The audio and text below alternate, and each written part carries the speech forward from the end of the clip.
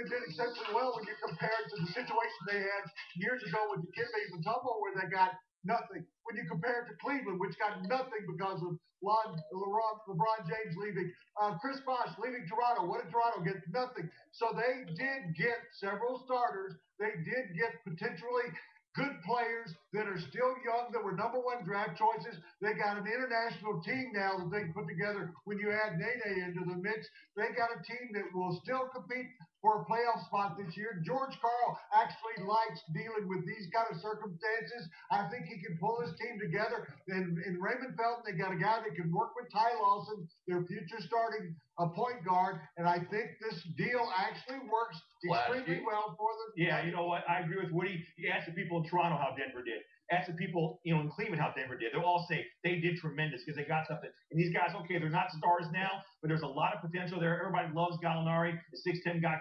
next Dirk Nowitzki. Everybody, Raymond Felton will work great with Lawson at the point guard. Again, they have a good young team, a good young future. Plus, they have 3 draft picks. George Karl, it's not going to happen for him this year, but they have a chance in the West with the Lakers eventually declining. Things turn around. They have a chance a couple years down the road to make something happen. Yeah, but this is a team that's less than 2 years removed from playing the Lakers in the Western Conference Finals and having a mostly fairly young core of players around Carmelo. And what is it now? It's not even a playoff team in all likelihood moving forward. It's got some pieces of players. It does not have a star player. The draft picks, 2 of them are second-round picks, so the draft picks are largely irrelevant. They did a good job because Carmelo put him in an impossible situation, saying, I want to be a Knick. But let's not act like they got a whole bunch for him.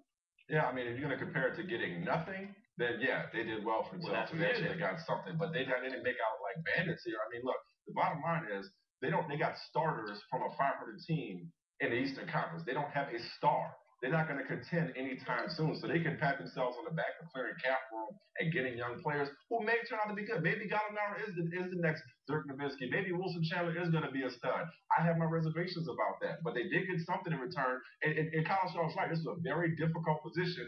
Carmelo's preference was the Knicks. The better deal was from the Nets in terms of the draft picks.